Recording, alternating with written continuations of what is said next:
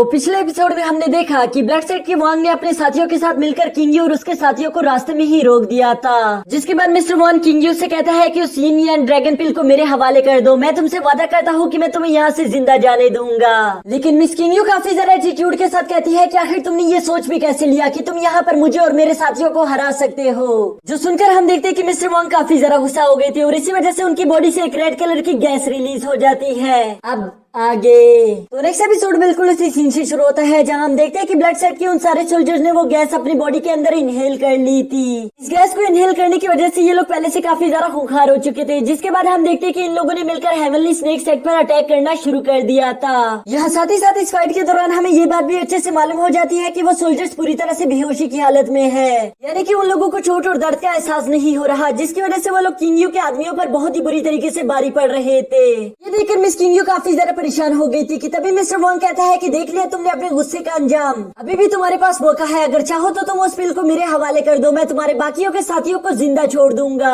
जिस पर मिस किंगयू काफी ज्यादा गुस्से के साथ अपनी तलवार निकाल कर कहती है कि ख्वाब देखना बंद करो, और ये कहते साथ ही वो आगे बढ़ते हुए अटैक करना शुरू कर देती है। यहाँ मिस किंगयू की रफ्तार काफी ज्यादा हाई थी, इसलिए उसके रास्ते में जो भी वॉरियर आता था वो फौरन से उसका गला काट देती थी, और इसी तरह करते करते वो अपने रास्ते में सारे सिपाहियों को खत्म करके सीधा मिस्टर वांग के पास पहुंच जाती है, जहाँ उसने फौरन से उस पर भी एक एनर्जी ब्लास्ट अटैक कर दिया था। लेकिन मिस्टर वांग वक्त रहते ही अपने सामने एक एनर्जी शील्ड बना लेते हैं, जिसके साथ ही सीन शिफ्ट होकर हमारे हीरो जावियान पर आ जाता है। वो अभी भी काफी ज्यादा तेजी के साथ आगे बढ़ता जा रहा था कि तभी उसके मास्टर उससे कहते हैं कि जरा ध्यान से जाओ, मुझे लग रहा है कि आगे काफी ज्यादा खतरनाक फाइट चल रही है। जिस पर जावियान अपने मास्टर से कहता है कि हाँ आपने बिल्कुल ठीक कहा, मैं भी उस एनर्जी को महसूस कर पा रहा हूँ। इसके बाद सीन शिफ्ट होकर दोबारा से उसी फाइट पर आ गया था, जहाँ हम देखते हैं कि मिस्टर वांग काफी ज्यादा वीक पड़ चुका है और इसी वजह से वो उस एनर्जी ब्लास्ट को रोक नहीं पाता।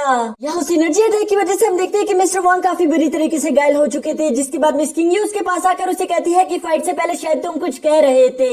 मिस किंगयू यहाँ पर काफी ज्यादा खुश दिखाई दे रही थी कि तभी अचानक से उसको हवा में कुछ चमगादड़ दिखाई दे देते हैं, जिस पर किंगयू कहते हैं कि नहीं ऐसा नहीं हो सकता, और इसी के साथ हम देखते हैं कि उन चमगादड़ों ने किंगयू के साथियों पर अटैक करना शुरू कर दिया था। वो चमगादड़ वहाँ पर देखते ही देखते मिस किंगयू के सारे साथियों को मार देते हैं, जिनके बाद उन्हीं के खून से ब्लैक सेट का लीडर वहीं पर समन हो गया था। यहाँ आते साथ ही हम देखते हैं कि उस एल्डर ने बड़ी तेजी के साथ आगे बढ़ते हुए किंगयू पर अटैक करना शुरू कर दिया था। उसके अटैक की रफ्तार इतनी ज्यादा थी कि किंगयू तो उसे देख भी नहीं पा रही थी, इसी वजह से वो उस पर लगातार अटैक करके उसे काफी बुरी तरीके से घायल कर देता है। जिसके बाद मिस किंगयू अचानक से खड़े होकर उसे देखते हुए कहती है कि वान क्लॉथ ये तुम ही हो, तुम जैसा कमीना मैंने अपनी जिंदगी में कभी भी नहीं देखा, जो हमेशा यूं छुप कर पीठ पीछे वार करता है। यहाँ हवा में खड़े होकर मास्टर ड्वांग किंगयू से कहता है कि उस पिल को मेरे हवाले कर दो, नहीं तो मैं तुम्हें जान से मार डालूंगा। यहाँ साथ ही साथ हम देखते हैं कि जावियान भी वहाँ पर पहुंच चुका था, जो कि एक दरख्त के पीछे छुपकर ये सब देख रहा था। तभी अचानक हम देखते हैं कि यंग मास्टर फॉलिंग भी वहाँ पर आ गया था, जो कि अपने फादर से कहता है कि अगर आपकी इजाजत हो तो मैं इसे मारकर इसका खून पीना चाहूंगा। यहाँ मिस किंगयू इन सबको अपने सामने देखकर समझ गई थी कि मैं काफी ज्यादा घायल हो चुकी हूँ और इसलिए मैं इन सबसे अकेले फाइट नहीं कर सकती। वो खड़े होकर उस यिन यांग पिल को अपने हाथ में समन कर लेती है, जिसके बाद वो इनको कहती है कि अगर तुम लोगों ने एक भी कदम आगे बढ़ाया तो मैं इसे चकनाचूर कर दूंगी, मतलब कि ये हमारा ना हो सका तो मैं तुमसे वादा करती हूँ कि ये तुम्हारा भी नहीं हो पाएगा। जो सुनकर मास्टर ड्वांग कहता है कि नहीं तुम ये गलती कभी भी नहीं कर सकती, वरना तुम्हें मालूम है कि मैं तुम्हें इतना तड़पाऊंगा कि तुम अपनी मौत के लिए भी तरसोगी। जो सुनकर हम देखते हैं कि मिस किंगयू को काफी ज्यादा गुस्सा आ गया था और इसीलिए वो उस बॉक्स को काफी जोरों के साथ दबाना शुरू कर देती है, यानी कि वो यहाँ पर वो यिन यांग ड्रैगन पिल को डिस्ट्रॉय करने ही वाली थी। जो देखकर ड्वांग को भी काफी ज्यादा गुस्सा आ गया था और इसीलिए वो बड़ी तेजी के साथ टेलीपोर्ट होकर मिस किंगयू के पीछे आ जाता है। जहाँ आते साथ ही हम देखते हैं कि उसने बड़ी तेजी के साथ मिस किंगयू का हाथ तोड़ दिया था और वो बड़ी तेजी के साथ उस बॉक्स को लेकर वापस अपनी जगह पर टेलीपोर्ट हो जाता है। जिसके बाद हम देखते हैं कि मास्टर ड्वांग ने वो ड्रैगन पिल फांग लिन को दे दी थी और वो उससे कहता है कि इसे लेकर वापस सेट की तरफ लौट जाओ। साथ ही साथ वो अपने साथियों से कहता है कि फांग लिन की हिफाजत करना, अगर उसे या उस ड्रैगन पिल को कुछ भी हुआ तो मैं तुम में से किसी को भी जिंदा नहीं छोड़ूंगा। यहाँ ये बात सुनते हम देखते हैं कि फांग लिन फौरन से अपने साथियों को लेकर वापस क्लैन की तरफ निकल चुका था, जबकि दूसरी तरफ मिस किंगयू भी काफी ज्यादा गुस्से में आ गई थी। जिसके साथ ही हम देखते हैं कि उसने काफी ज्यादा हाई एनर्जी रिलीज करते हुए फौरन से अपनी तलवार उठाकर ड्वांग पर अटैक करना शुरू कर दिया था, जबकि दूसरी तरफ ड्वांग को इस बात से जरा सा भी फर्क नहीं पड़ रहा था। वो काफी ज्यादा शांति के साथ अपने स्पेयर को निकालकर फाइट के लिए खुद को रेडी कर लेता है। यहाँ दूसरी तरफ हम जावियान को देखते हैं, जो कि अभी भी उस दरख्त के पीछे छुपा हुआ था। वो यहाँ पर खड़ा होकर मिस किंगयू की मदद करना चाहता था, लेकिन साथ ही साथ उसके लिए फांग लिन को पकड़ना भी बहुत ज्यादा जरूरी है, इसलिए वो मिस किंगयू को वहीं पर छोड़कर फौरन से फांग लिन के पीछे भागना शुरू हो गया था। अब यहाँ कुछ देर बाद हम देखते हैं कि फांग लिन अभी भी अपने साथियों को लेकर बड़ी तेजी से क्लैन की तरफ भाग रहा था, जबकि जावियान भी उसका पीछा कर रहा होता है। तभी अचानक हम देखते हैं कि फांग लिन का एक वॉरियर उनके सामने आ गया था। जो कि फंगलिंग को वहाँ पर बताता है कि ब्लैक स्कल के लोग हमसे कुछ ही दूरी पर मौजूद है। जो सुनकर फंगलिंग काफी ज्यादा खुश हो गया था और वो खुश होते हुए कहता है कि वैसे भी मैं मास्टर शाओ को जान से मार देना चाहता था। आज तो मुझे ऐसा लग रहा है कि हमारा लकी डे है, क्योंकि मेरे एक तीर से दो शिकार हो जाएंगे। पहले तो हमें ड्रैगन पिल मिल गया और इसके बाद हम ब्लैक स्कल को भी मार डालेंगे। ये कहते साथ ही वो अपने साथियों को हुक्म देता है कि हमें तेजी के साथ मूव करना होगा ताकि हम लोग उन्हें रास्ते में ही रोक सके।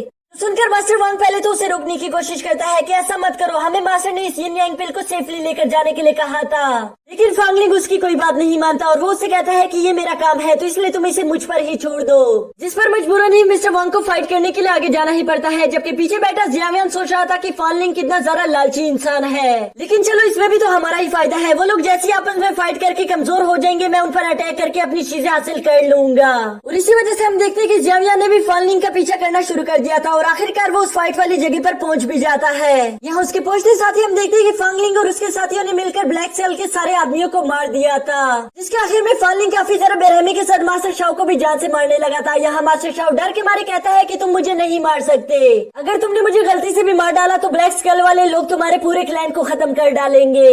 जो सुनकर फंगलिंग एक केवल मुस्कुराहट के साथ कहता है कि वो तो तब ना जब उन्हें मालूम होगा कि तुम्हें किसने मारा है। और ये कहते साथ ही हम देखते हैं कि फंगलिंग ने अपने ब्लड पॉम्प टेक्निक का इस्तेमाल करना शुरू कर दिया था, जिसके इस्तेमाल से वो वहीं पर मास्टर शाओ को जान से मार डालता है। इसके बाद हम देखते हैं कि फंगलिंग ने मास्टर शाओ के सारे ट्रेजर्स को भी हासिल कर लिया था, जबकि दूसरी तरफ जियावियान एक दरख्त पर बैठकर ये सारा नजारा देख रहा था। तभी अचानक फंगलिंग उससे वहीं पर नोटिस कर लेता है, जिसके साथ ही हम देखते हैं कि उसने अपने डैगर का इस्तेमाल करके उस पर फौरन से अटैक कर दिया था। इस अटैक को डॉज करके फौरन से जियावियान जमीन पर उतर आया था, जिसके बाद हम देखते हैं कि फंगलिंग और उसके साथी उसे चारों तरफ से घेर लेते हैं। यहाँ फंगलिंग जियावियान से कहता है कि तुम्हें क्या लगा था कि मैंने तुम्हें नोटिस नहीं किया, मुझे पहले से मालूम था कि तुम हमारा पीछा कर रहे हो, लेकिन पहले मैं मास्टर शाओ को निपटाना चाहता था और अब इसके बाद तुम्हारी बारी। और इसी के साथ हमारा ये एपिसोड भी खत्म हो जाता है।